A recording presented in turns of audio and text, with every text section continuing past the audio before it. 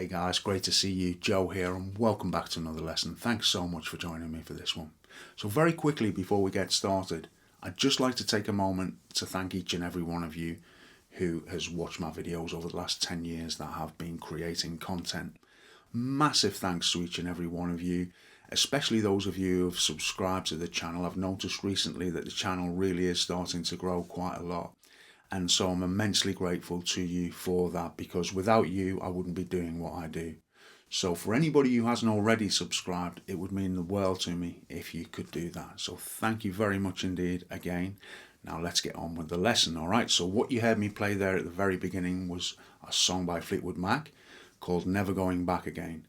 And what we're going to be looking at is the style of Lindsey Buckingham, who is a fantastic guitar player.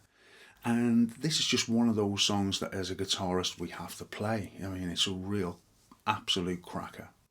So what you need to do is, first of all, take this top string and tune it down a tone so it becomes a D rather than an E, all right? And then it will sound like your fourth string, all right? In other words, a D. So the song is in drop D tuning. And then what you want to do, if you want to play along with the record or play in the same key as the record, is place a capo or a capo, however you prefer to say that, on the 4th fret, and you're pretty much ready to go. So let me zoom in and show you what's happening. The easiest way of doing this is to kind of take a look at the shapes to start with. And I'm going to break it down into sections, 5 sections, okay? And so let's just talk about a few of the things which are happening first of all. The song, generally speaking, with the right hand, there's a lot of Travis picking going on.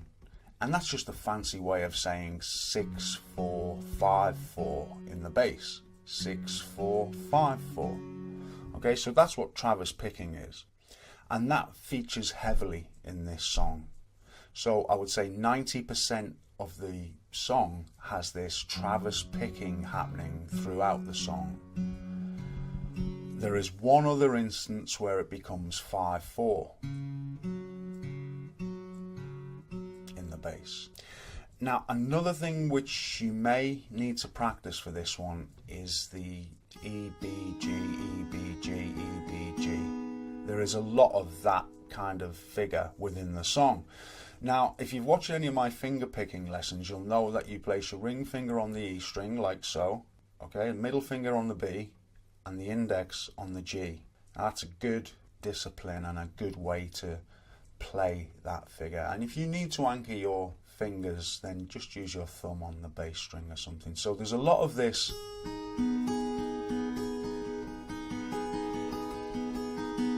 So, you know, if that isn't something that you're already comfortable with, then it just may be worth your while spending some time just doing that exercise for a while, because it certainly won't do any harm. Okay, now looking at the first chord, what we have is our index finger on the 2nd fret, and all the chords that I mention will be in relation to the capo. So this will be the 1st fret and the 2nd fret, 3rd, and so on. So the first chord, we place our index finger fretting the bottom 4 strings of the 2nd fret. Then our middle finger plays the 2nd string of the 3rd fret, and our ring finger plays that 4th string. We have like a D there, yeah? Now, what's happening here, like I say, is we've got this Travis picking, like so, and the middle and the ring finger are hammering on to those strings. It doesn't change, they just stay on the 2nd and the 4th strings. So they hammer on and they pull off. So it's like the reverse. First time around it's a hammer on, 2nd time it's a pull off. So when we put this kind of bass down, we have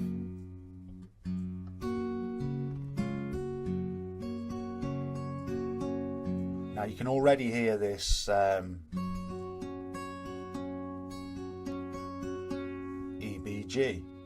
Okay, so the first part is, now when we play the 4 in the bass, so we play the 6 by itself, then we play, effectively we're playing the 2nd, 3rd and 4th strings for the 2nd note. So we've got, then we play the 5 in the bass, and we take these off and go. Okay, so we go back to the bass, alright? Then the little pinky comes on this 5th fret, 1st string, and that's where we introduce this kind of EBG. So we've got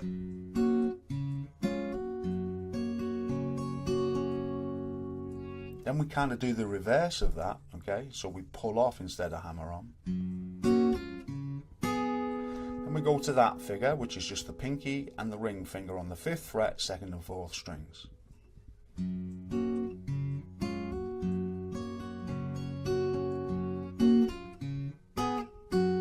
Okay, so back into the D. Then we go to this chord, and this is where the bass switches to 5/4. Okay, so all we're doing here is we're staying on the 2nd fret, only we're just borrowing the bottom 3 this time, because that's all we need to do. And then the pinky and the ring finger are on the 5th fret, 2nd and 4th strings. Okay, so we have this kind of.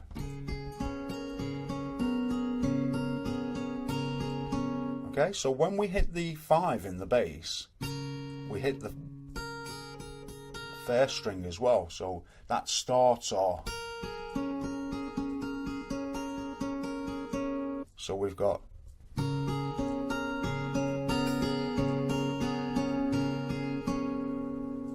Okay, that's what you're looking to do, nice and smooth.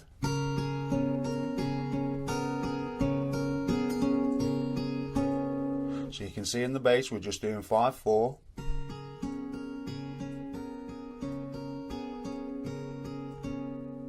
And just, yeah. Then we play. So all we're doing is we're taking that little figure there and we're sliding it up 2 frets, and back again, and back into the D. And that's a lot of the first section there, so there's actually quite a lot of information to take in there, yeah? So we've got.